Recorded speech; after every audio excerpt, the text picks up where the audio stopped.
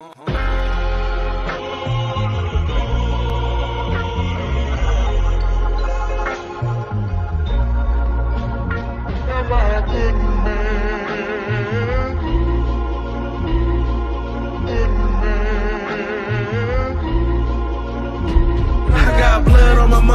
hands, how I get it, trying to be a good man. I walk with the spirits of the slaves who killed in the field. I am them, hold on, wait, come again. I don't think you niggas heard me clear. I woke up one day, looked in the mirror, realized who the fuck we is. I got blood on my motherfucking hands, how I get it, trying to be a good man. I walk with the spirits of the slaves who killed in the field. I am them, hold on, wait, come again. I don't think you niggas heard me clear. I woke up one day, looked in the mirror, realized who the fuck we is. Okay, my mama never lied. I got too much pride, too big to put to the side. Can't let a nigga play with my fam, I hope they never try. Cause shit, it's 1,000 ways to die. I'm not a bad guy, I just got a bad side. I came up on the bad side. Street lights on, we was outside. I emerged from darkness, the non-ether. Major flavor, leaking through your speaker. Revolutionary, but I'm not the leader. Mr. Self-explanatory, tell me can you keep up? About to put you in a trance like a mind reader. I get lethal with the mic like it's a desert eagle. Had it kicked in the door, but I'm never leaving. I came a long way from robbing blood niggas. A nigga used to like robbing, damn near fell in love with it. I was facing 20 years, now life different. I got a daughter and my paper route legitimate. I'm trying to be a better me and build benefits. Was down bad, had to crawl out the trenches filthy. I won't stop till my bank account overfilling. Grind hard, go first, stay humble with it. But if a nigga play with my fam, it's 1,000 ways to die. I'ma slide right now, show him no pity. I got blood on my motherfucking hands, how I get it, trying to be a good man. I walk with the spirits of the slaves who killed in the field. I am them, hold on, wait, come again. I don't think you niggas heard me clear. I woke up one day, looked in the mirror, realized who the fuck we is. I got blood on my motherfucking hands, how I get it, trying to be a good man. I walk with the spirits of the slaves who killed in the field. I am them, hold on, wait, come again. I don't think you niggas heard me clear. I woke up one day, looked in the mirror, realized who the fuck we is.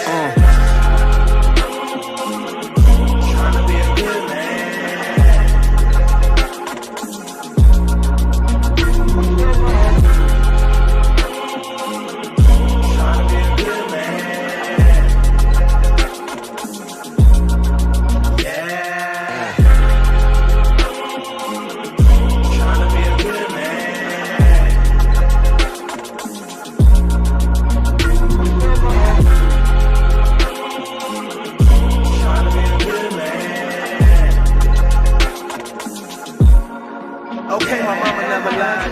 I got too much pride.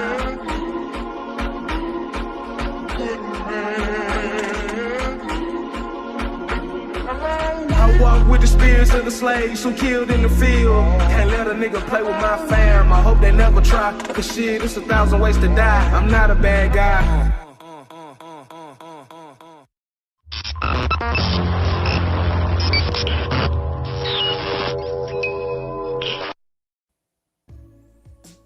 All right, man. Welcome to a new year.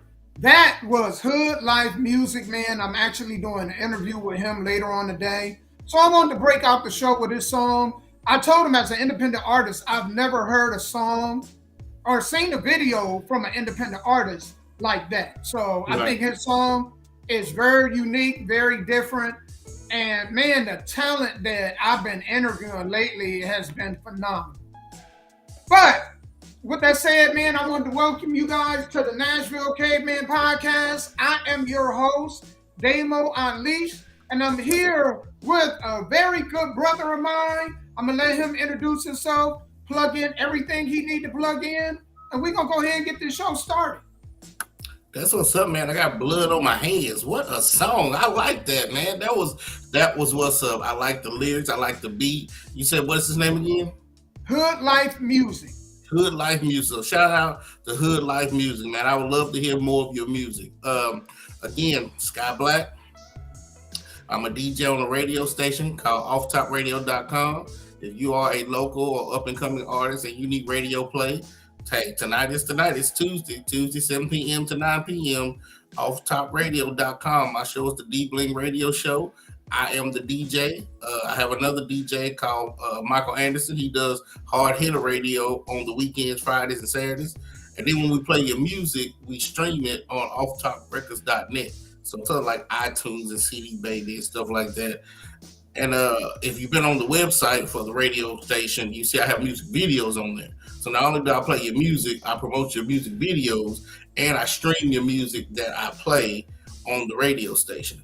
So if you're interested in that, then, contact me at sky.black@gmail.com.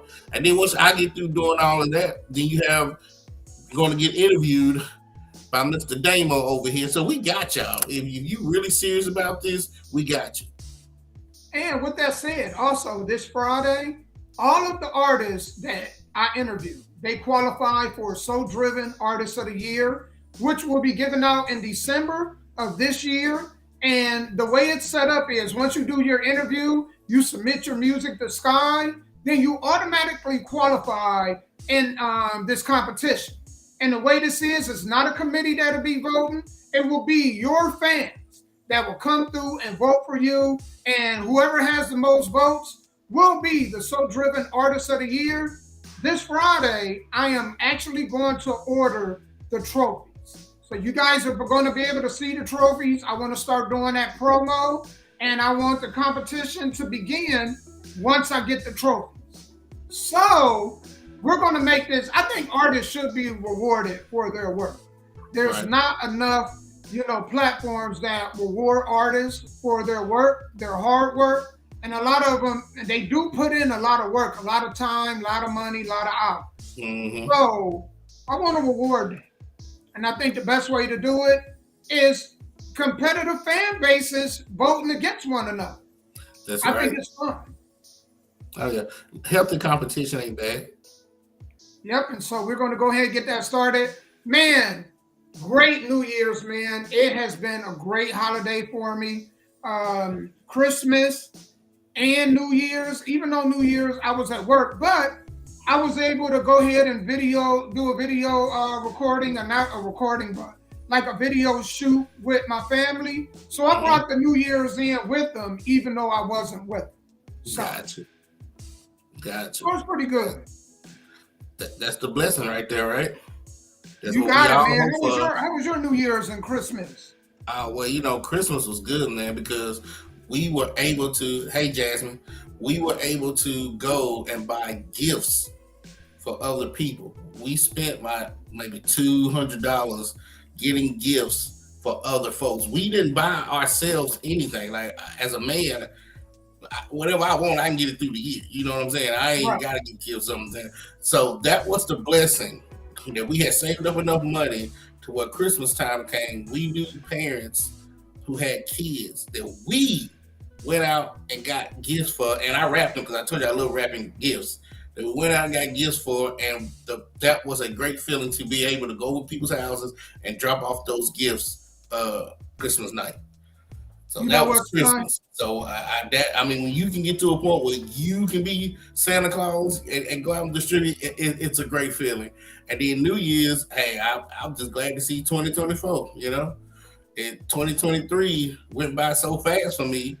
But hey, here's 2024, and and me and you and other entrepreneurs, hopefully we're gonna have a great year this year. You know what, Sky? At the end of this year, I would love to me and you connect.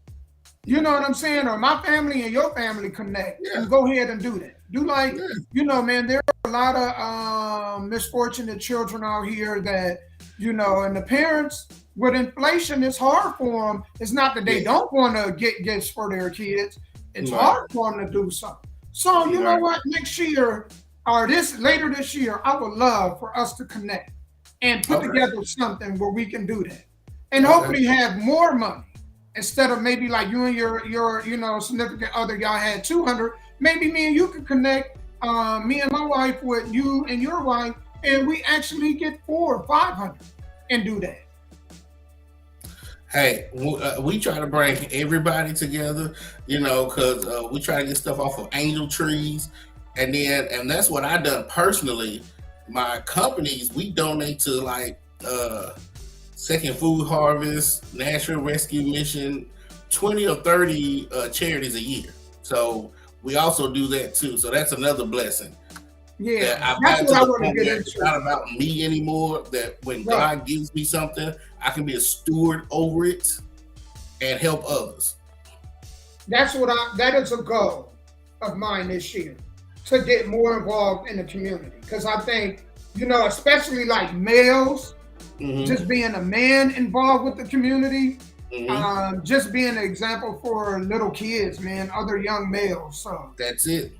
That is absolutely it. So if you, I mean, some people take it to the point where they file it's a 9-something charity form that you do to the government. You don't got to be that serious, or you can just branch off and do like soul-driven charities, and that's what I've done. I'm not technically, I don't have a charity fund for the government. I just take the money that my company makes, put it in a separate account, and then I write the checks out to the charities. And they always like, well, do you want a tax write-off? I'm like, no. I give stuff to the Goodwill. Like through the years, man, I probably give more money to charity, give more stuff to the Goodwill than I've spent on myself. Because I'm at that point in my life, and I'm at that age where, hey, I was watching Grant Cardone. He said you got to put everything in 5, right? 1, 2, 3, 4, 5. 5 means you don't need it at all. You don't. 1 means you need it. So when it comes to 1 and 2, the stuff that you gotta have, I've been blessed with that. So the rest of my discretionary money, instead of spending it on a bunch of other things that I would do when I was in my 20s, now it's like I'm going to just allocate it out the way I feel like I should. Right. I think that is an amazing thing you do, man. That is true leadership. This weekend, you know what? Something else I was excited about. Guess who made the playoffs, buddy? Yeah, Joe Flacco, man. And you know what? I was watching it, and the announcers was talking. Man, Joe Flacco ain't no different than Brett Favre. You know why? Because all those years Brett Favre was beating up on the Minnesota Vikings. His last 2 years, he played for the Minnesota Vikings. And all those years, Joe Flacco and those Ravens was putting their foot on y'all neck in that division. Here he is playing for y'all and got y'all in the playoff. Man, and let me tell them something, though. Let me remind them of something. Because there are a lot of people who are jumping on Deshaun Watson. And let me remind y'all, when y'all talk about the Cleveland Browns that was Deshaun Watson with a half a shoulder. Remember, his shoulder was separated.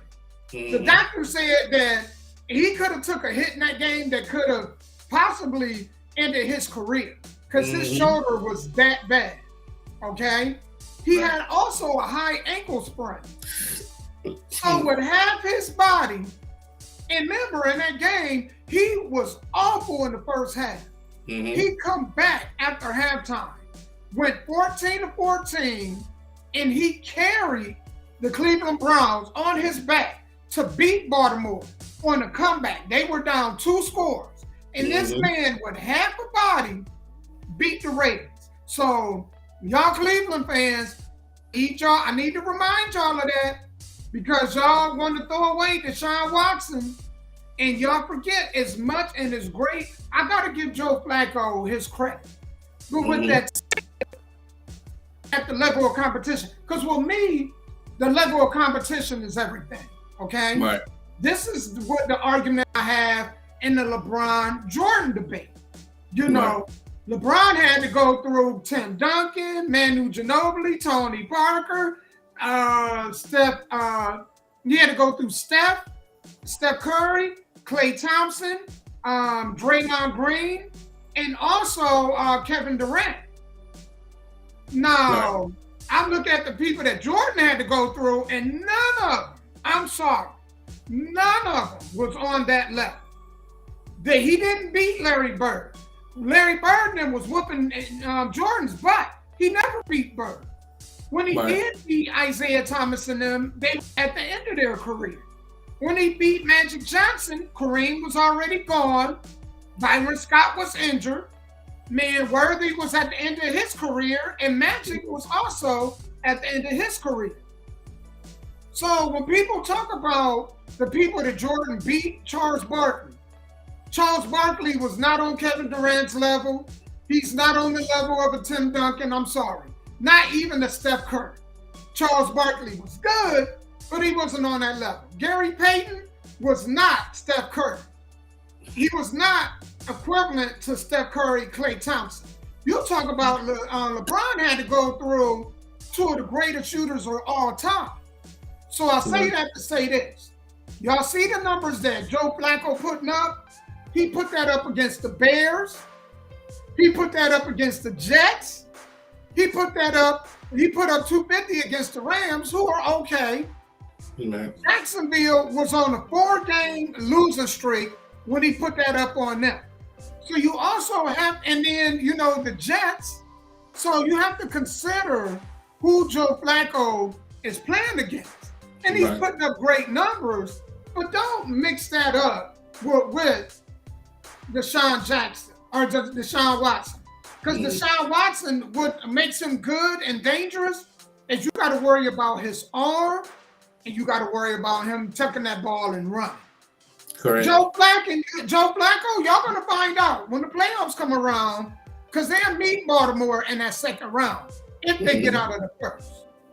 And remember me saying this, guy, when he goes against Baltimore, you're not going to see that same 300-yard Joe Flacco. Because all the interceptions, though he's throwing for 300 yards, what people are not paying attention to is the interceptions he's throwing. Mm-hmm. He's giving that ball up a lot. Right. I agree with some of that. What the problem is that with Deshaun, I feel bad for him because, man, if his shoulder is the way you say it is, come next season, one more bad hit and he's done. I mean, if he's at that stage where that shoulder can't take any more pounding, because he's not a big guy. So if he's already having shoulder issues and it's popping out in any place, they might need to start looking for a replacement next year or in the draft. Well, the unfortunate thing is they owe him. Still, all his money is guaranteed. And you know what? I don't blame Deshaun for that. That's the GM of the Browns. Yeah. Why would you have done that? Well, I tell you somebody else. Remember Drew Brees? People forget this. Remember Drew Brees had a major shoulder injury, and San Diego gave up on him. Well, guess who got a Super Bowl out of that? The Saints. Right. The Chargers in San Diego haven't been there at all. So you gave up on Breeze, who went on to not only just win a Super Bowl, but I think he went to 2 Super Bowls. And he won one and he won one against the Colts. But that was it. Or that was it. Mm-hmm. But I would have took that one out of San Diego. Y'all haven't been to any. Y'all haven't even been to a Super Bowl. Correct. And you know one thing about San Diego, that if I'm the GM, I see what he saw, because he had Phillip Rivers as a backup. And then that next year they drafted Eli Manning. They didn't know Eli Manning was going to come and scream like some baby and wanted to go to New York. So he felt like he had Phillip Rivers. We're going to draft Eli Manning. There's the Super Bowl quarterbacks right there. If one don't take us, the other one will. But Phillip Rivers didn't take you. And then Eli Manning screamed that he didn't want to be in San Diego, so they shipped him off to New York. Man, ain't that crazy? So if they would have known that, think about it. As a GM, if I would have known that Eli was going to be that way, I probably would have kept Drew Brees. Yeah, but I can't blame Eli Manning, because Eli, I don't blame him. Mm-hmm. California is a toilet bowl. It is a porta potty. I wouldn't want no part of California. You know what? It used to be my dream to want to go to California and Hollywood. But seeing what I see out of California now, there's no way I would step foot in Feces Street, California. Y'all got feces and pee all on the road, homeless tents all over the place. Man, California dream is a nightmare. I don't care what nobody say. A majority of people don't even want to live in California. We get them here in Tennessee. I'm sick of seeing y'all Californians in Tennessee. 700,000 people that left California. Can you believe that? Yeah, I believe it. They should lose a representative because for one representative, it was like 800,000 people, right? Hell yeah, I would want to leave California. There is no way. Them beaches, that stuff is overrated. Y'all gas prices, California bad. When there are people in California that work 2 jobs and still homeless, your state sucks. If you got residents working 2 jobs and they still homeless. Well, you know what? I just want to visit. I don't want to live there, one. And 2, I believe they should lose an electoral because they've lost so many people. I believe so too. I believe they here in Tennessee, ours is 1 for every 500,000 people. So if 500,000 people left Tennessee, we would go from 11 electorals down to 10. So California needs to lose one because they've lost a lot of residents. They sure do. They should definitely, but they won't because what they're doing is they're allowing a lot of illegals in, and the illegals are the population for the most part. Right. And they want to give them free health care. That's what they're talking about. So they're talking about taking Californians, the hardworking Californians' money, their tax money, and giving free health care to immigrants. I would leave too. I would leave with a stick, with a handkerchief on the back. If I got to walk out of California, that's what I'm doing. I'm not going to be homeless up in California. If y'all homeless in California, y'all absolutely crazy. Ain't no way. But you know what? Here's the thing about that we always talk about middle and Southern California. Have you ever seen Northern California? It's bad too. It's nothing. I'm familiar with North. You been heading towards Washington and Oregon? San Francisco? No. That's middle to south. I'm talking about Northern California, like Washington State, Oregon, that part of California. I know that's bad too. Totally different. Like the way that part of California, because it was going to break up into 6 different states. It was going to be called the United States of California. Did you know that a couple of years ago? That they have proposed that California is so big that the Southern California border is like a whole different country to the Northern California border. Well, you know what, Sky? It's from the southern tip to the top tip is 900 miles. Could you imagine driving 900 miles to get from the bottom of California to the top? The top has nothing to do with the bottom. Their economy is something totally different. The only thing they ever show on TV is Sacramento, San Francisco, Golden State, Hollywood, LA. They never talk about Northern California. That's a whole different place. Their gas prices and stuff is not high like that. Their economy up there is good, and stuff like that. We don't. All they ever talk about on the news is that middle to southern part. Well, you know what? Maybe they didn't break it up, but hopefully, earthquake will come through and probably will tear that thing in half. I'm sorry. No disrespect to Californians, but I don't care. I'm gonna just say it. If that was like 2-3 years ago, man. It was on the news. They were proposing to break California up into 6 different states. It was gonna call the 6 states of California. That's crazy. If California fell in the ocean, I wouldn't miss it. I'm sorry. Y'all politics, as long as y'all politics fell in the ocean with it, or y'all politicians fell in the ocean with it, I would not feel bad. I hope y'all get out, y'all other residents. But if you're gonna stay in that toilet bowl hole and it fall in the ocean, I ain't gonna miss it. I'm just saying, you know what I'm saying? Because, man, I think a lot of the crazy ideas that y'all politicians are coming up with are making their way across the country, and I just don't care for it. So if y'all fall in the ocean, you know what I'm saying? I mean, I might throw y'all a canoe, may throw y'all in, something a little floaty, but I won't miss it, man. I'm just telling y'all, I won't miss California. California dreaming, Croc, I don't know who, maybe that was in the 80s, but now, you know what I'm saying? And even in the 80s, hell, man, all the drugs and shooting and killing. When has California ever been a beacon of, hope? The city of Los Angeles tell you everything you need to know. Yeah. I don't know.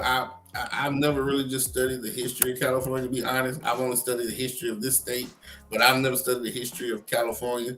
So I don't know why it is the way it is.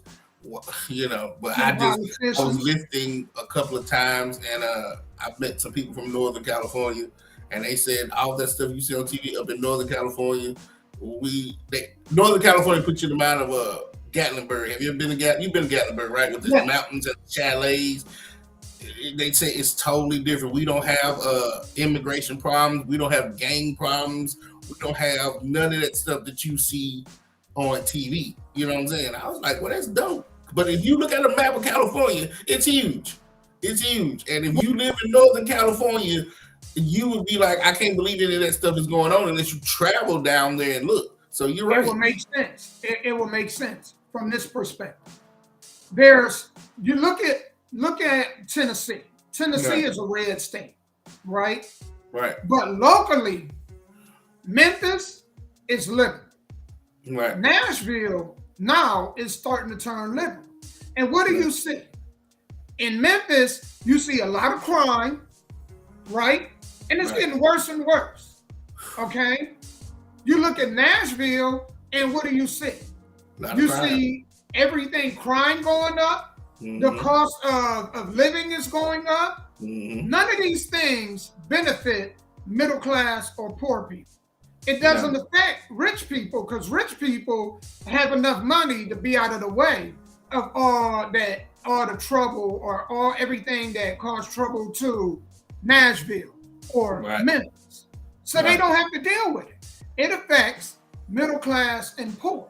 And then you look at who's running it. And it's the same in a household. You want to know why kids are the way that they are? Mm-hmm. Look at the parents. The parents tell you everything you need to know. Just like the leadership, right? If a household will tell you everything you need to know, the leadership of politicians, local, I tell you everything you need to know. Right. So when we seeing what's going on, and then there are spots in Tennessee that we will say, oh my God, it would be great to live here and raise a family here. But in considering that and looking at that, we also have to look at who runs it. And the local mayor, the Congress members or the council members, you look at that. It'll tell you everything you need to know. The education board, look at who running that. Right. And it'll tell you everything you need to know. And that's unfortunate. And you're right about that. But here's the issue that I have. I don't think nobody cares. Like, you're saying that this is something we need to research and put better people in positions. I agree. But who do we do that? Who do we vote in to do that? Because if we go to any hoods in Nashville, nobody's talking about I want to be a school board member or nobody. They want to be baseball players, football players. And that's the issue too. Until you find some people that's like, you know what, I want to make a change. I want to run for mayor. I don't even think people know who their alderman is. And that's the problem. We're focused more on who's the U.S. president more than who's actually running it locally. Because the local government has a bigger impact on you than a president. And so that's right.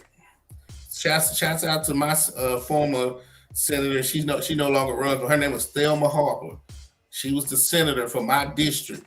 And every year, nobody ran against them, Miss Harper. They didn't. Right. Her office was off of Jefferson Pike. Nobody ran against Miss Harper because nobody knew. Nobody cared. Every year that she ran for that Senate seat from Edge Hill, she won it. You think about this. In the school, like the public schools here, they don't even teach who's local anything. No. So if you're not being taught in your household, and the school also is not teaching you, it's out of sight, out of mind. Correct. You don't even think about it. They don't even have like any anywhere in the city that has a gym or anything that invite people to talk about that stuff, to educate them on that. They don't even have that. All you see is picket signs going up when it's close to election, and you see all these names, and you don't know who stands for what or what they believe in. You just see a name. You may see a small clip of a commercial, or you may see them doing a public speech, but you really don't have any understanding of what it is that they really stand for. And that's absolutely true. Mr. Davidson said, what is our thoughts on men's mental health? Did we already do a show on mental health? You know what? Did we already do a show on that? No, and we need to. We need to. Hey, we're going to do a show on that, on men's mental health. Yes, we're going to do a show on that. Okay. Because that is, right now, there is no way, there's nowhere for men to turn to. Oh, man. And that's... You think about it. Men can't be vulnerable. You can't really be vulnerable to your wife, right? Yeah. People think they can, but there's a lot of women that once they see, this period, when people see a weakness in the leadership or a person that's supposed to lead them, it's hard for them to believe in that person. Could you imagine you at war and the leader of your regiment start breaking down crying? What that would do to you internally, and this is the person that's supposed to lead you. So there's nowhere really for men to turn. And I think that's why I wrote this podcast, because I want this to be a place where men can come on and discuss men issues. Right. I agree 100%, but I think there are some there. What's up, David Lackey? I believe there are some men who do have strong women that when they break down and cry, that the women are there for them. Not everybody, because too many people are satiated by what they see on TV. You know what I'm saying? They want to be the Sexy Reds and the Cardi B's and the Nicki Minaj's, and all they talk about is my man has to be able to go ahead and shoot somebody and beat people up and never lose money and never lose fights. And so this is what these girls are looking for. And I'm thinking is what's his name? I can't think of that singer's name, but he had a song called "You Want to Date the Invisible Man." I don't know if it was Tank or if it was what's that dude's name that starts with a J? He was a singer. Jaheim. I think it was Jaheim. Jaheim, okay. On his album talking about you're looking for the invisible man. And I think that's what a lot of these women are looking for. They're looking to marry the invisible man, because what you're looking for out of flesh, you're not going to get. Well, you know what? Here's the thing too. There's not enough men protecting other men. You understand what I'm saying? There are men who will stand up for women and won't stand up for men at all. And they're taught to be like that because they're raised by their mother. So they have this thing of protect mom, but we don't protect each other. Especially when it comes to like the American court system, because the American court system don't favor men at all. Especially the family court system. But that's right there. That's hypocritical, correct? Listen to what you just said. The system doesn't favor men. Who wrote the system and who created the United States? Men. Ain't no woman, we've never had a woman president, right? So when the United States was first won the Revolutionary War, till today, it was nothing but men writing the laws, setting the terms. So why don't we have that? And that's the issue. Because, we have been running it, but we don't protect men. How is it that we run the country, but we don't protect ourselves? Right. Think about this. Hey, think about this, guy. Because you're getting ready to get married. I'm already married. Let's say, hypothetically, my wife decided that she wants to cheat, right? Mm-hmm. She can divorce me, get 90% custody of the kids, get half of all of our everything that we got, and divorce me, and I lose half of everything. Right. How is that fair? How is that equal? I don't know, because remember the laws are written by men. So a man wrote that if a woman divorces a man, she can get 2/3 of the income, or he loses 2/3 of his income. That's crazy, because I hear women complain about men because it was a man that created a bra, the brassiere, right? It was a man who created tampons and maxi pads, right? But at the same time, there are men who are saying that we are so superior that we don't need mental help, spiritual help, financial help. You're a man, just go deal with it. And so since you said that, it's making me really think, who was writing these laws? And think about this, guy. If a woman, let's think about this. If she don't want a child, she can drop that child off anywhere. Right. All right. And decide she don't want to be a mother, and she has that choice. Right. A man can't do that, can he? No, you right about that. And it would all make sense if women ran this country for 200 years. If women ran this country for 200 years, everything you said would make complete sense to me. Exactly. But since men have been running this country for 200 years or 250 years, however, that's kind of weird. But anyway, so David Lackey, you're saying school is important to the education of children, but home learning is what really lets you know how the world works. And unfortunately, a lot of parents don't seem to understand that. There would be a lot more deadbeat moms if it wasn't for child support. He's absolutely right. Moms with child support, trust me. And let me tell y'all something. Let me spit this, and I want y'all to really think about this. When a man and a woman have a child and it don't work out, right, guess who has more access to that kid after the mother? After the mother, guess who has more access to that child? Yeah. Whoever she's with.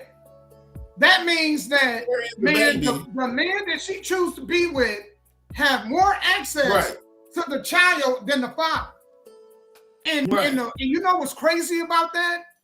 There are a lot of females out here that are bad judges of character. Okay, that means they date dudes that got criminal background histories.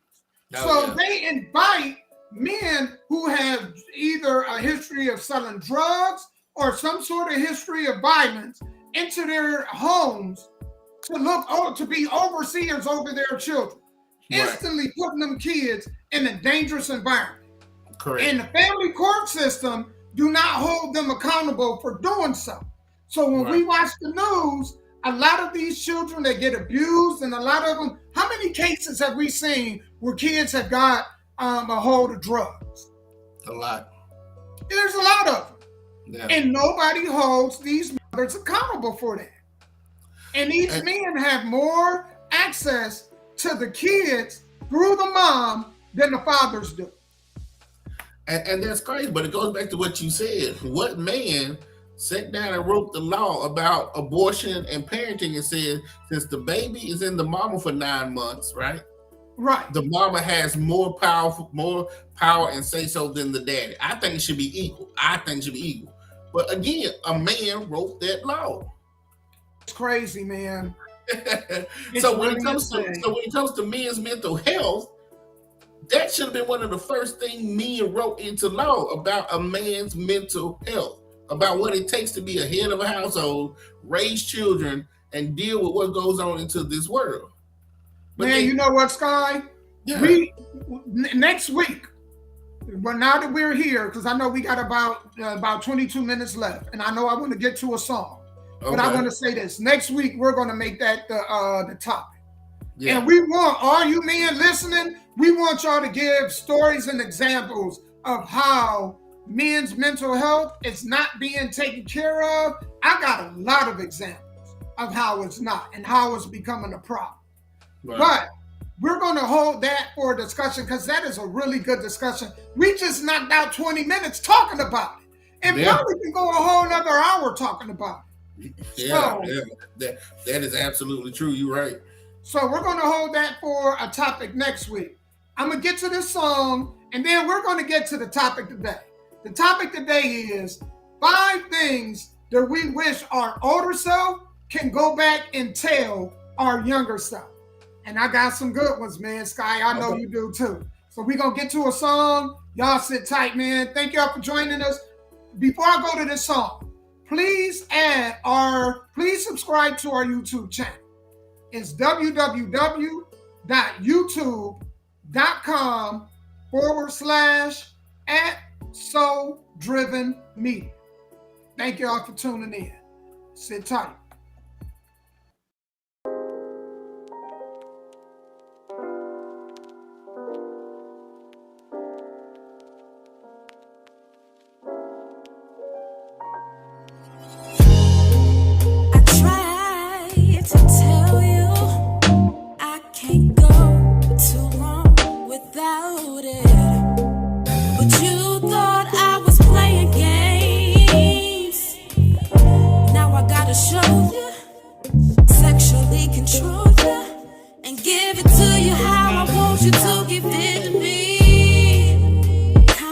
And Hennessy, vibes and chemistry.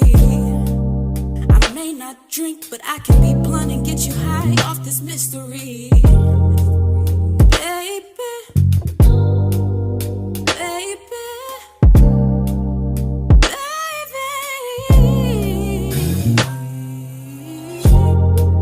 I want to feel you inside of me.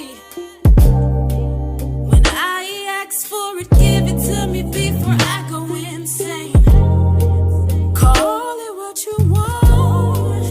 I like what I like. A nipple's what they call it, but it's not my fault. I want it every night. Give me all your love. Give me all your love. I need all your love. I need all your love. Promise all your love. Promise all your love. Here is all my love.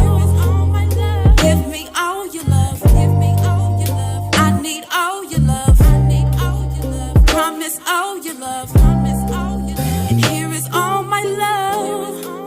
I don't really know how to feel. Just give it to me, baby. What's the deal? I know we just did it, but you promised rounds, and I'm ready for it. And I'm ready for it. Like now. Give me all your love. Give me all your love. I need all your love. I need all your love. Promise all your love. Promise all your love. Here is all my love. Give me all your love. Give me all your love. I need all your love. I need all your love. Promise all your love. Promise all your love. And here is all my love. Give me all your love. Give me all your love. I need all your love. I need all your love. Promise all your love. Promise all your love. Here is all my love. Give me all your love. Give me all your love. I need all your love. I need all your love. Promise all your love. Promise all your love. And here is all my love.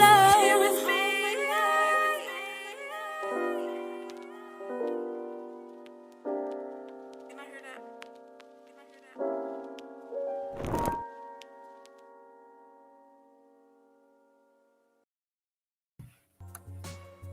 All right, y'all, we back. That was Bay Gibson. I'm going to have her on also for an interview this week. So if you guys follow me, man, make sure y'all stay tuned to that. Sky, I want to go ahead and jump on into this, man, because I was thinking real hard about this, right? 5 things that my older self, if I could, go back and tell my younger self. Correct. Right? Want to give a shout out to Robert Alexander, man. He gave me one of them. Okay, when I proposed this question on my Facebook page. And he said that one thing that his older self would have told his younger self was to save as much money as possible. Yeah, and that's one of mine. Yep. I couldn't agree more. All right. One of mine is my older self, and Sky, I'm going to let you pick up on the next one. We're going to go back and forth. If there was something that my older self could tell my younger self, is before I dealt with any woman, rub one out. Go rub one out. Because I'm going to tell you, man, you know, when we young and our hormones are out of whack, and we see that big old juicy fat thing, and we lose our marbles, and we don't, our thinking goes out the window.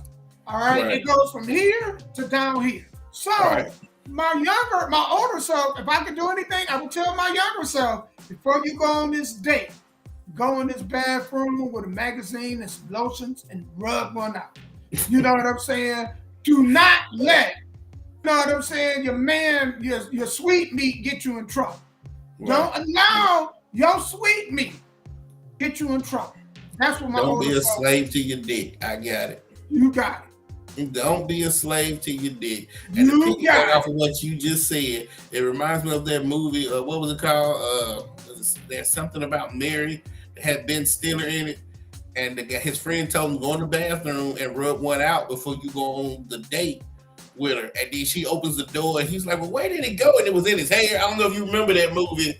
Back then, like in 1999, and when he opened the door, she's like, "What's that in your hair?" And she thought it was hair grease, but it's where he rubbed one out and shot up in his head. You remember that movie? Hey, you know what? I don't know it, but I tell you what, that's the best advice that man can give y'all. We giving y'all some real good. Because some of y'all, I know y'all regret having kids with the person y'all had kids with. And had you went in the bathroom and rubbed it out, you'd be all right today. You know what I mean? It would have saved you a lot of headache, a lot of dollars, and a lot of drama. Rub one out. I would have said, listen to the old folks. Because a lot of people that hear me talk, I always say the old folks used to say. And if I would have listened to them in my earlier age, I would probably be further along than I am now. Because they tried to tell me what was on the other side of that bridge before I crossed it. But when you're young, you don't want to listen. You just ready to get out and do your own thing. You're 18, you're out of school, you ready to be you, which is also a good thing too, because even if you listen to people's advice, you still got to live your life. You still got to live it. But I wish I would have listened to the old folks more than back then like I do now. Here's something the older me wish I could go back and tell the younger me. The focus on a career and your money first. Put females absolutely last. Because once you get yourself together financially, when you're together financially, for the most part, you can almost have just about any female you want if you are financially secure. So the older me wish I could go back and told the younger me, well, it worked out well for me. I mean, it worked out regardless, worked out well. But I still wish I could have told the younger me to focus more on a career and your money. Right. Well, DJ said, okay, 1, go to the gym more. 2, eat better. 3, have more fun. 4, stop worrying about women so much. 5, just relax. It's not that big of a deal. And a bonus number 6, shut the F up and listen to what the elders say. I agree with that. I agree with what you're saying, David. Like, that is good. And I'm like you. If I could go back and talk to my younger self, I would have put up a nest egg and done everything I needed to do before I even started to even go on my first date. But back in the 90s, man, it wasn't expensive. You could do that. You could put $5 in your gas tank. I remember when movies were 99 cents. We used to go to this movie theater called The Martin. It was 99 cents. Do you see them? I took a girl out on a date to see Anaconda 6 times. That's how cheap the movies were. Man, you know what? Anybody invested. You're absolutely right, Sky. Me and my wife, right? When and this was the great thing about courting. And I was talking about this with somebody earlier. I was able to go out and take her to the movies and take her out to eat, right? Yeah. And then we'd go and chill, or y'all call it a nightcap, but we would go to the park somewhere, sit back, lay back, and just chill. And have conversation. We're going to have a full planned date. And it would not cost not even $100. No, I remember I went to the movies that day and skating that night. And then we ate like somewhere in between. Yeah. And I don't even think it cost me $50. It was less than that to do that. And gas was at the time, and if you young people can believe it, gas was actually 92 cents at the time. Like, that's how old I am. I remember when gas was 92 cents. And $10, I had a 1995 Toyota Corolla box shape. $10 will fill it up. Do you hear me? Try that today. Man, we had it so good. You had the drive-ins. They had the drive-ins, yep. You go to a drive-in. I have never been to one. I'm such a city boy. that I have never been to a drive. I've never been to one of those outdoor drive-ins. I need to go. Oh, those were oh my God. Those are gems. I'm heartbroken. And I get why they, torn them down, because people are lazy and they want just comfort. People pay for comfort. So I get it. You go to a Regal Cinema, you get the seats now, there's lounge chairs, they lay back, you know what I'm saying? And you get you a cover, go to sleep, or watch the movie. There's so many benefits to going to it. But them outdoor, them drive-ins, man. And if you got a van, man, you know how fun those were? And they weren't expensive. Yeah. And you don't have them anymore. I mean, man, you take a chick on a date now, you feel like you're paying a bill. And you literally are. That's true. You literally are. Hey, DJ, the one in Franklin, Kentucky, across the street from the gym, or Kentucky Downs, I know you talking about. Hell, I didn't know if that damn thing was still open or not. I go to Kentucky Downs. Yeah, I go to Kentucky Downs or the Mint to play bingo. Y'all never been over there to play bingo. Oh, that's awesome. To play bingo. But I've never went across the street. I thought the damn thing was closed down over there in Franklin, Kentucky, that drive-in theater. But yeah, but I need to, if it's open, then I might try to go to that one day. And hey, Sky, you know what? Females don't need a lot of them. It's an insult to them to even to suggest taking them to the movies. It's an insult to them.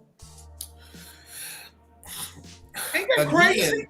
It's society is watching too much of the Kardashians and Housewives of Orange Counties and all this stuff, a Rock of Love, Flavor of Love. They have gone crazy.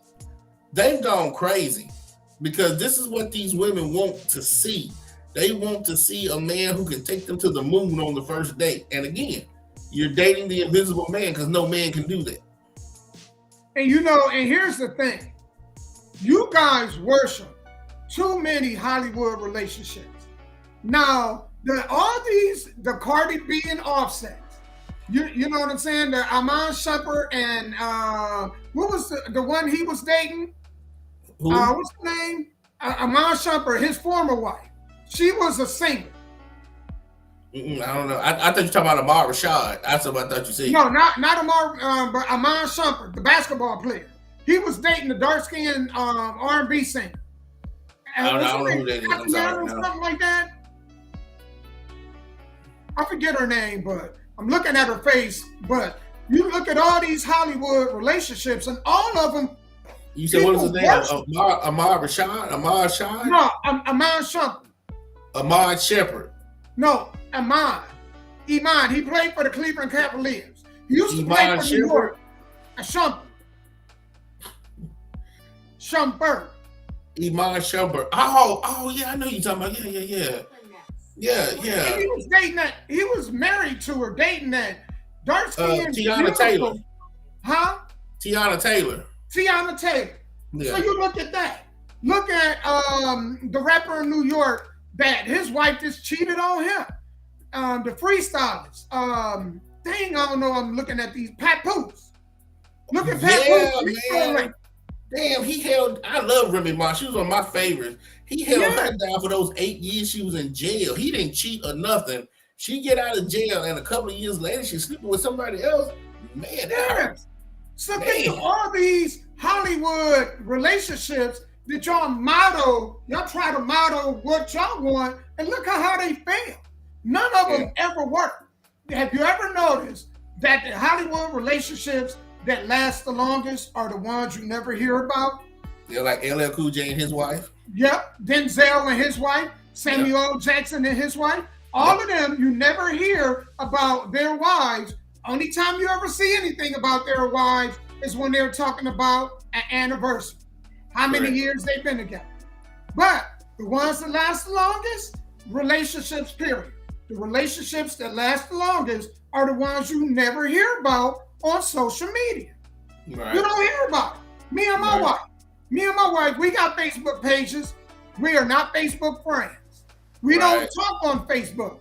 We live in the same house. What the F am I going to talk to her on Facebook that I don't talk to her about in the house? That is absolutely.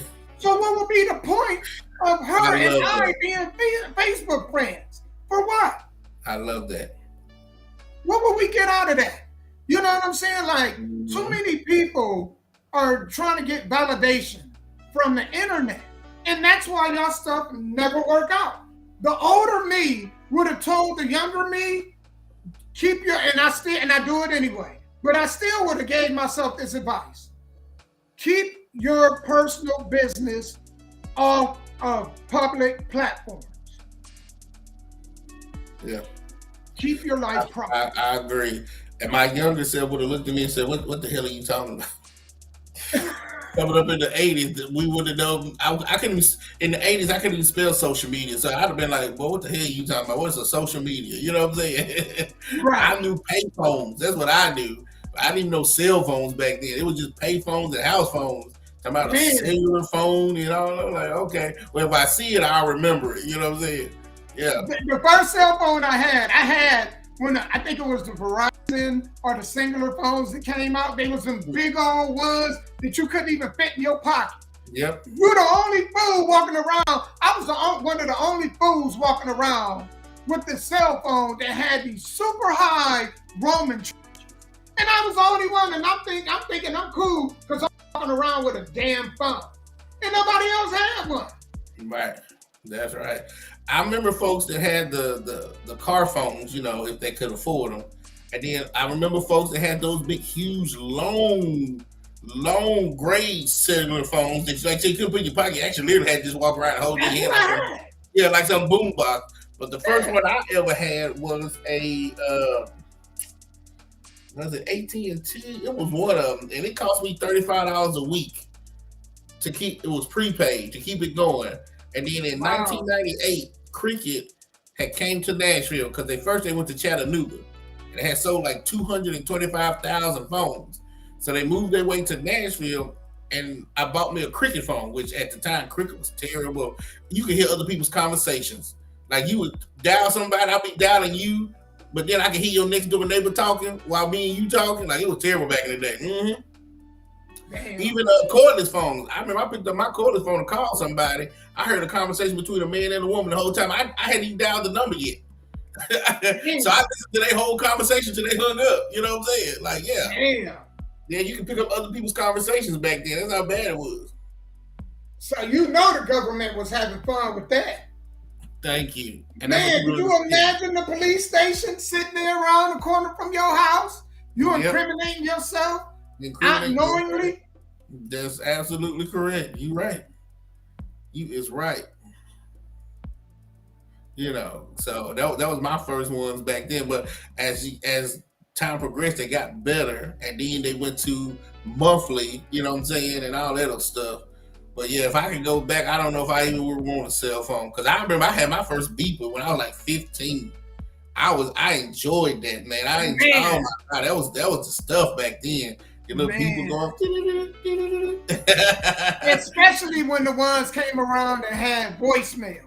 Yes. That's when it was, man. You know what? I be sitting back and I'm like, man, I think we were born in the perfect era. Oh, I love the 90s. Yeah. The end of the 80s and all through the 90s. Yeah. Was absolutely excellent. It was excellent. Everything. The only time I wish I was born was maybe the 60s because I love the 60s music. I love 60s music. Right. Other than the 60s, I'm so glad that I was able to live through the 90s. Because there's a difference between living through the 90s. Because a child that was born in 1990, they really ain't going to understand shit until they 95, 96 when they turn 5 or 6 years old. I was glad that me and you were able to live through the 90s. And be able to remember and recognize what went on from 1990 to 1999. You know what? He said something on that list. Going back to that list you just read off, he said one of mine, and I couldn't agree with him more. I wish, actually, man, this may be my number one. I wish my older self could have told my younger self to stay in the gym because I did cross country and track.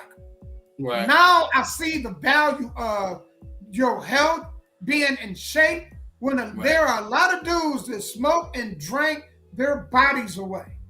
And man, I wish I could have that 19-year-old body that I had. Nah, I'm actually trying to get back to that. And I know it's almost impossible. But I won't stop, man. That is, because a lot of dudes ain't going to be here in a couple years. They're going to drink and smoke their lives away. And a lot of my friends was like you, like some of your friends. I don't know how they're still alive today, to be honest with you. They lungs and organs. I told one of my friends, I said, when you die, don't you donate a damn thing. You take all your stuff with you to the grave. Because ain't nobody going to want your kidneys, your livers, your nothing, your lungs, your heart, because you just destroyed it all this time. And man, I'm so glad that I never picked that habit of smoking. I'm so glad. When I first tried a cigarette, I coughed so hard, I knew I would never smoke. When I first tried to smoke a marijuana, I coughed so hard, I knew. And that's just me. I cough. So I'm assuming everybody else, the first time they tried, they cough, right? Don't that mean stop? Why do people still do it if your body is rejecting it? I don't get it. I know. I could tell you why. Depression.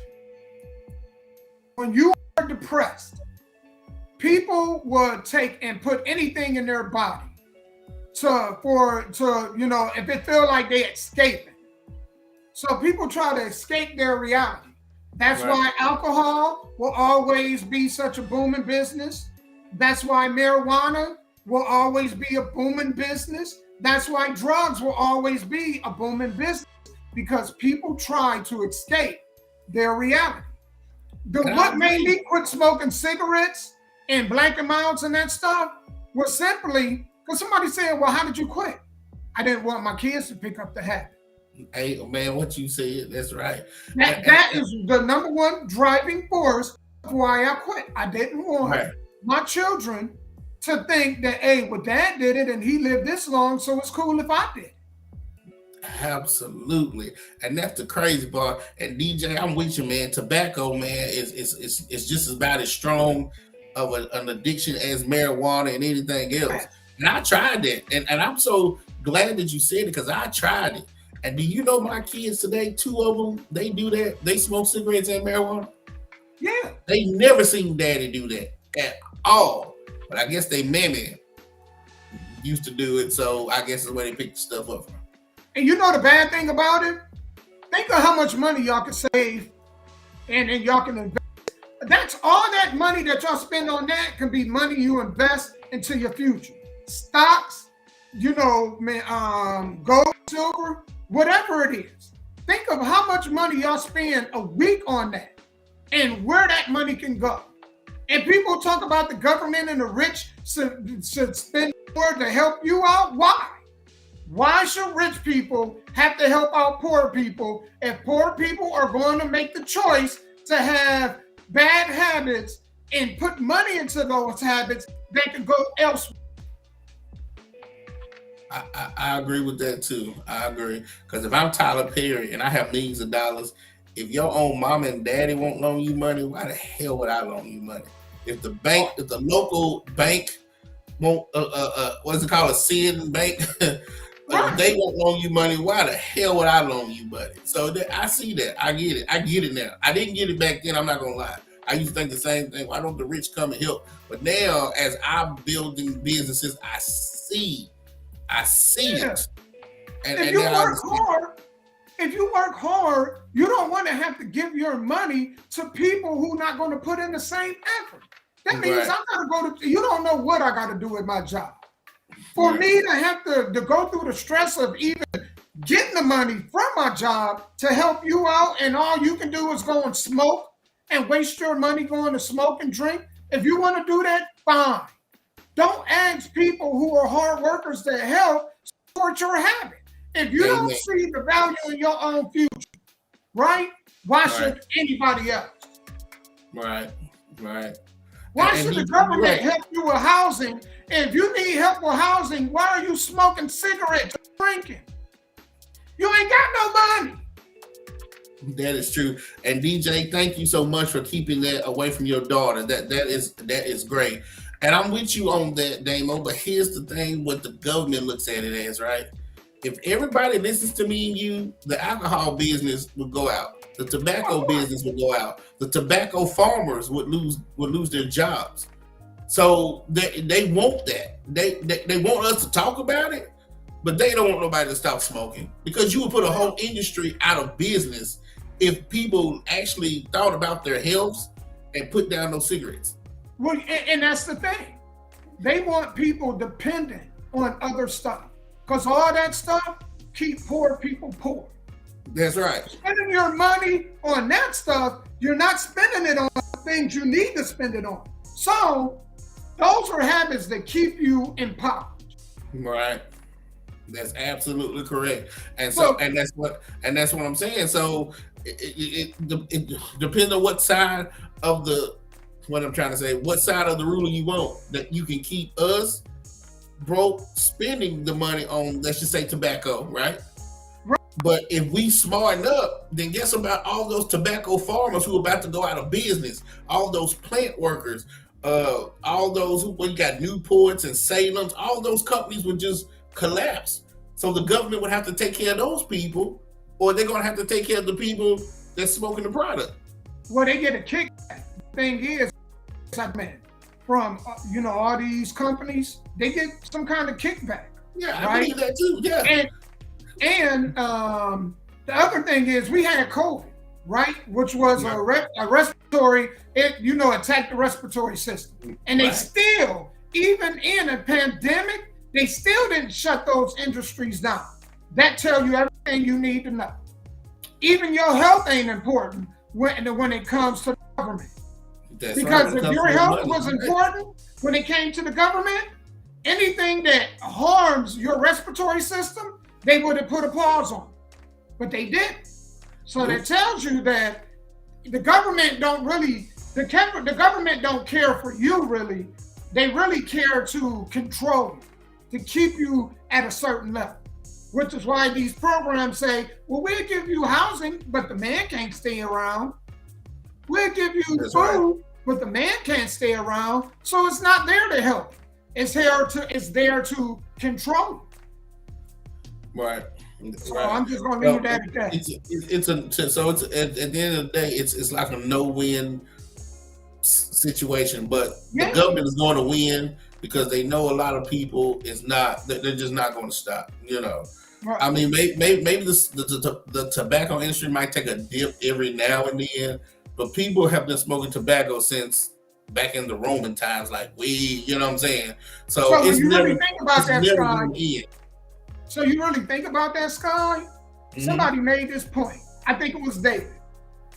It don't have nothing to do with the education system. It all starts at home. Change starts in the household. And that it's important to have two-parent household, strong two-parent household, because all change ends and begins there. No matter what kind of agenda the government got, or these corporations have, or the education system have, it all starts at home. And you know what though? But here's the thing: even with a two-parent household, a strong two-parent household, unless you homeschool that child for 18 years, they still got to go to a public school. They still got to go out into the world. You're going to always have that uncle or auntie that drinks and smoke. Your grandmama drink and smoke. So even if you and your wife live a perfect gospel Christian life, everybody around y'all ain't doing it. So your child's going to be exposed to it some way, somehow. And the only thing you can do is hope and pray that when they turn 18, they take everything that you've taught them and move forward.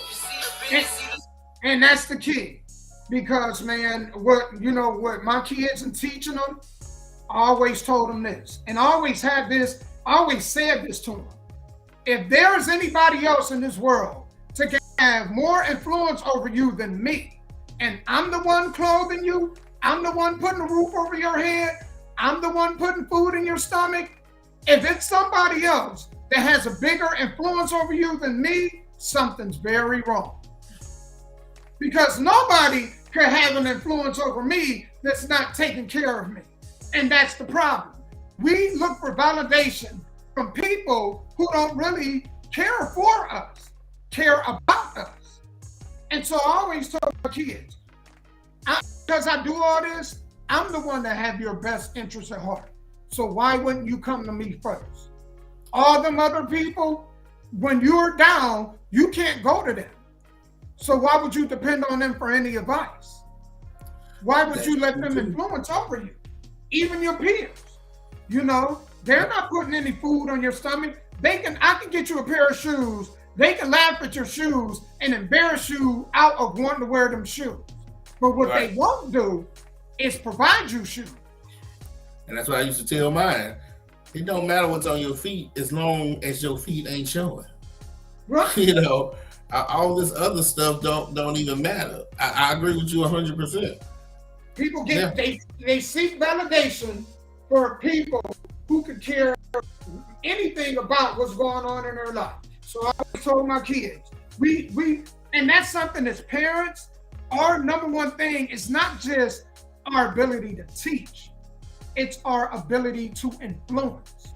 No athlete, no entertainer, no peer, no anybody should have more influence over your kids than you. And if they do, there's a problem. There is something that a therapy needs to be to come into play because something's missing. Again, I know, to me, parenting your children, when they come in this world, they don't come with a warranty and they don't come with instructions, right? And your children weren't here before and they won't come back again. So it'd be different that God said, well, when your children die, they'll come back again and all the mistakes you made, you can redo it. Or it'd be different if before you had your first child, God was like, well, this child has been on this earth before. Let me tell you what they did the 80 years. It's not like that. You get one shot, no instructions, no warranties, no returns. And the only thing you can hope and pray is that, like you said, they get older, they will listen to you more than they will listen to people who didn't take care of them. Right. And I think the thing is also is a majority of people try to overprotect their kids from things. Right. You got to teach your kid even before they are able to even understand and comprehend what you're talking about. A prime example is sex. People say, oh, I want to protect my kid from knowing anything about sex until they come of age. No. There are kids that are learning, and you don't want nobody else teaching your kids. If you don't want nobody else teaching your kids, you have to get a handle on that before anybody else can. So that your kid won't walk in blind and not knowing what the hell going on. Right. You're right. Because, I mean, they're running to some wolves in sheep's clothing, man. And they're out there. And if they feel like that you've been sheltered and you don't know much about this world, not even the streets, just this world, your child will, they freak out. Think about how they are teaching these kindergarten and first graders. They're reading to them. Drags are coming to, trans people and drags are coming into schools reading to these kids. Why are you in reading to these kids dressed up? Kids don't understand that. So parents, you have to go ahead and reach your kids first. You can't let other people. You have to make it to where your kids are asking questions and knowing what they're looking at. I was watching something on TV the other day, and it might be old, but RuPaul has a show called the Drag Show or something. And I tell you, these men look like women. They look, I don't think they've had the surgery, but they look like women. Do you hear me? So that is confusing too, that you are calling these men queens that were born men. And what I tell you, man, nowadays, and that's another thing I would tell my younger self, when you get a certain age, there are going to be men that's going to look like women and women that's going to look like men. You better be careful on who you talk to and who. That's a whole different show, man. But you're right about that. You know what, Sky? What you just said, it's why I never, like, when the more makeup and the more hair and eyelashes you have on, the less attractive you were to me. And still are. Anybody, because if you need makeup and all that to make you look beautiful, right? Any of that stuff, a man can go and imitate. Men can't imitate natural beauty. Right. They can only imitate all that other stuff that y'all put on. So the majority of men, that's why we are attracted to natural beauty. When y'all go and get them BBLs, I'm sorry, I made this. Nobody want to be doing this, tapping it, and then out of anywhere we hear something that deflated on us. We don't like them BBLs, man. I'm sorry. We don't like that stuff. Y'all think we like it, but we don't like it. What is a BBL? It's a Brazilian butt lift. That's what it stands for. So who want that? You walking around with an ant body. Nobody want no dude. Dudes aren't marrying females like that. I'm sorry, man. We don't want to hear. We don't want to hear. You know, one of your boobs been deflated. You know, now you walking around with one man chest and one boob, and then you got to make an emergency doctor visit to go get it reinflated. We don't like that stuff. You know. Oh my Lord, this is crazy. So when I see them internet bozos, the Instagram ones, I don't get attracted to them. That stuff don't appease me. I'm sorry. You walking around, man, like Jessica Rabbit, I'm sorry. That is unattractive to me. Jessica Rabbit has never been attractive to me. All right. I mean, you ain't got to walk around like a homeless person, but I understand what you're saying. That's why I don't like first dates. That's why I don't like first dates. You can be beautiful with a ponytail. You don't have to, go and spend $200-300 on a hairdo. You got to wrap that stuff up. And look, man, we love the natural look. I don't know where y'all that went wrong and said that we don't. Right. But I will ask y'all, look at the type of females that men are marrying. Are they marrying them type of females? If they not, they'll tell you everything you need to know. Right. Those are just trophy wives, trophy women or whatever. Yes. To they impress show off somebody. the dudes because dudes have a sexual fantasy. But dudes aren't marrying them kind of women. No. It's like they tell y'all to go get thick. They want a thick woman, but they ain't marrying them thick women. Look at the size of the women they marry. You know what I'm saying? Because thick is like 3 chicken nuggets and 1 Milky Way from being obese. You know what I'm saying? So dudes, they would look. They'll take y'all to the room, but they ain't marrying them kind of women. So pay attention to the type of women and the qualities in those women that men are actually going after. And I tell you everything, you match those qualities. That's my advice. Match those qualities. That's right. Again, I don't like first dates. I want to know the real you. You know what I'm saying? You're just putting your best foot forward on the first date. First impressions and things like that. I get it. That's what everybody's been taught.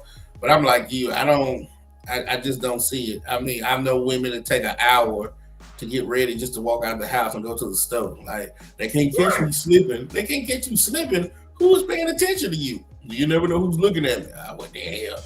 I'm sorry, because people probably gonna be looking at you all the time. You know what I'm saying? Somebody gonna catch you slipping at least once or twice. The y'all that the females that the majority of men want to see. We want to see the you before you go to bed. Oh.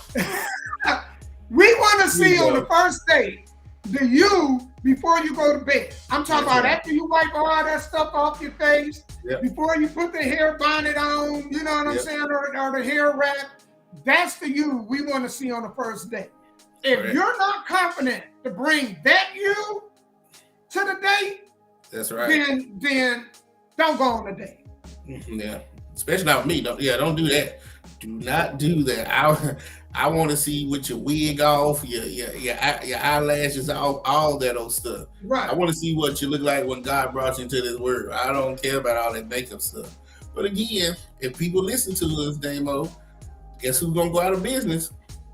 All the makeup companies and all this stuff, man. These people make millions and billions of dollars teaching these young girls makeup. They make millions of dollars teaching these young girls about wigs and hair. I was just like, I was over a family member's house and she was showing me all type of wigs and designs and I was just like, why don't people just wear their natural hair? Why do folks or women wear wigs? I have no clue. Right. And so That is what it is, man. Sky, this has been an absolute amazing show. Yeah. Hey, you guys, I want y'all to tune in later on at 5 o'clock Central Standard Time. I have an interview with Hood Life Music. All of the artists that come through here, man, I want to thank you guys greatly. Again, if you guys, it doesn't cost anything to subscribe to our channel. Right. Okay?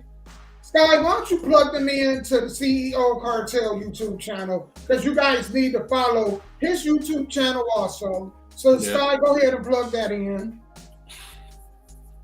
Well, first, let me say thank you to everybody who's chimed in, and that was Shane Davis, Jasmine Stearns, and David Lackey Jr. Hey, David, if you still listening, you gonna be at the show Saturday, January 6th, Top Rope Wrestling, if you still listening.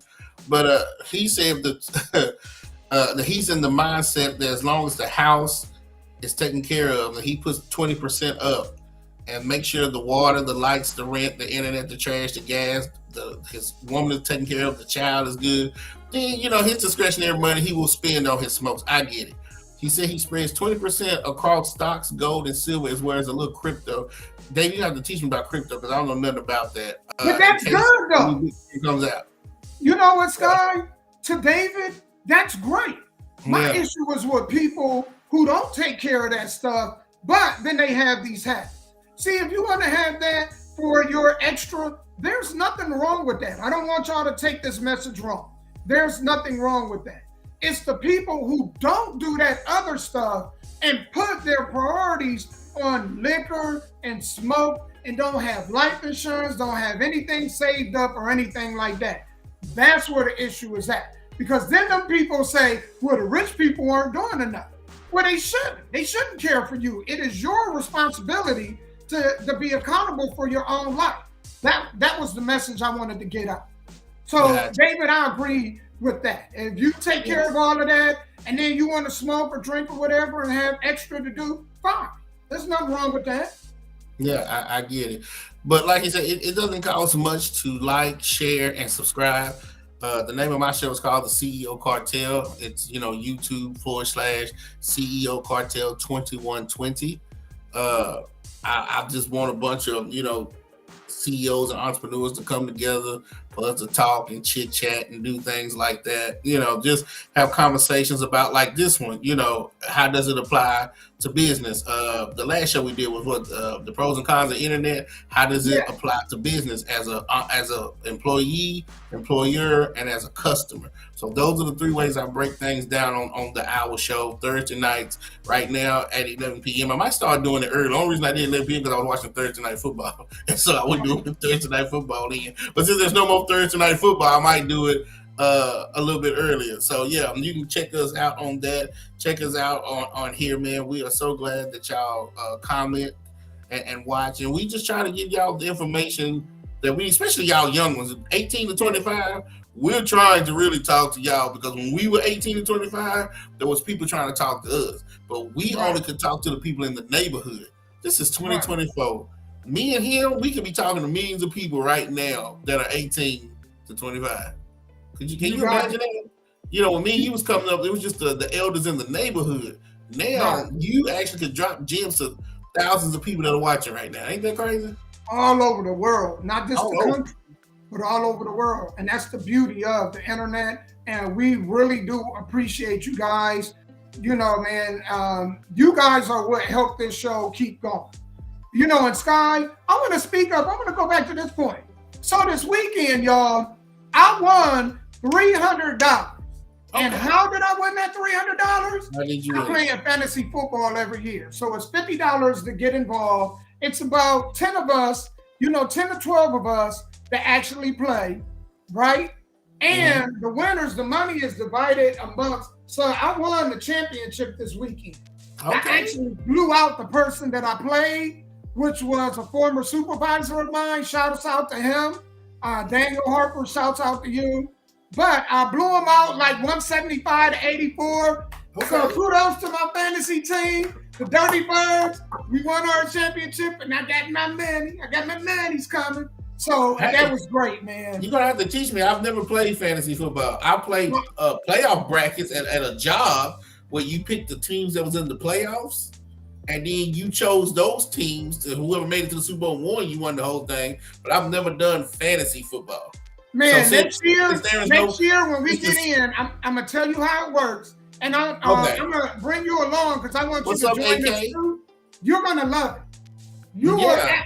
Fantasy football will turn you into a fan of all the games because you basically how it works is you draft positional players and then they score points based on a system, and the points are total team against another. For example, you will have a quarterback, 2 running backs, 2 receivers, a flex position, tight end, and defense and kicker.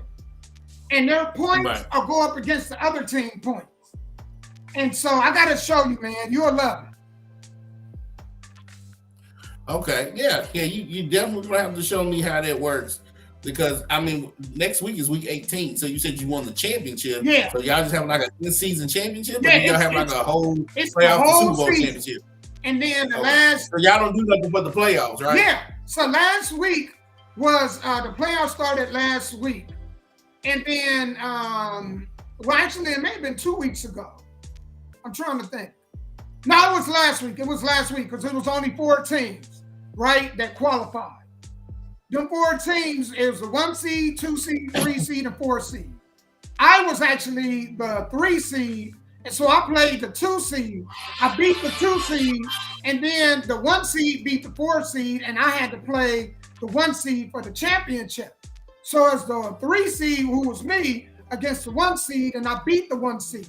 I actually knocked off the 2 seed first, and then the 1 seed to win it all.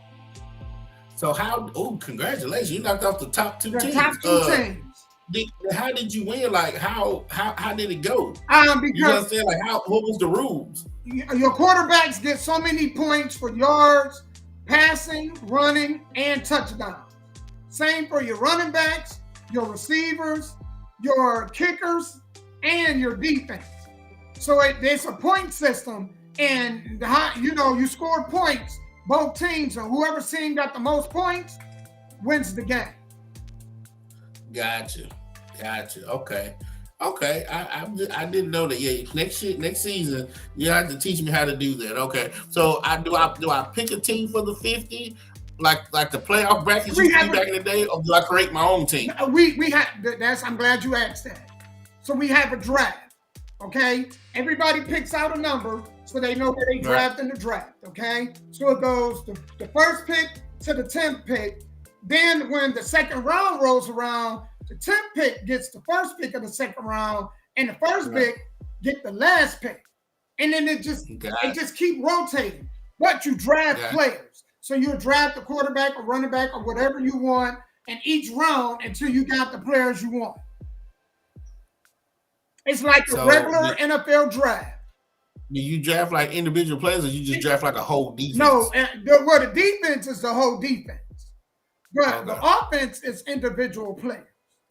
Even the offensive line, individual. No, the offensive line don't play any part in it. It's just the positional players.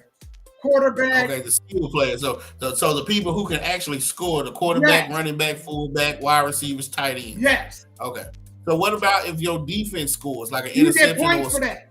You get points for interceptions, sacks, fumble recoveries, kickoff, punt returns, kickoff, because special teams is also a part of the defense. So say if your special teams run a kickoff back or run a punt back, that's included also. But you also lose points if you allow if your defense allows a team to score. Get out of here. I didn't know that. Okay. So it's really fun. So guess what defense I had this year? What's that? The Cleveland Brown defense. we know where their defense ranked. So they tried to help me out. Yeah, Myles Garrett is a beast out there. He is a beast. Sure is, man. Denzel Ward, Emerson, their whole defense, man. Yeah, you know what? And it's another defense that's really good too. They just had offense to back them up. The Raiders, their defense out there is good, man. But their offense can't move the ball. Man, You just can't. It's terrible. and Max Baltimore. Crosby, people are talking about Max Crosby. If he's not number one, He's it up means he's there. number two. Yeah, if Miles Garrett's number one, Max Crosby is number two. That man is a beast. He never stops coming. Man, So if they had an offense that could move the ball, they would probably be a little bit more dangerous. I tell you another defense that they don't have any big name players, but it's a scary defense. The Same with the Baltimore Saints. Ravens. The who? Baltimore Ravens. Yeah. Because what they did to Miami this weekend, oh my God. They beat the snot out of them. Yeah. They did. I still believe my chips are still on Kansas City. Until somebody can put out Kansas City, my chips are still on Kansas City to come out the AFC. So we'll see if Miami or Baltimore can do it. Well, Or Buffalo. I don't believe in Buffalo no more because Buffalo in the playoffs is terrible. Buffalo in the season can beat Kansas City, but Buffalo in the playoffs have never beaten Kansas City. The only people that's ever beaten Kansas City in the playoffs is the Bengals. Ain't that crazy? You know the crazy part? Let me tell y'all what's crazy. I know we got to get off of here, but I want to tell y'all this. This weekend could be everything because if the Texans beat the Colts, CJ Stroud and them makes the playoffs as the 7th seed. Okay? I can see it. If another team that the Bills and the Chiefs, they play. So if Buffalo, or no, it's not the Bills and Chiefs, it's the Bills and the Dolphins.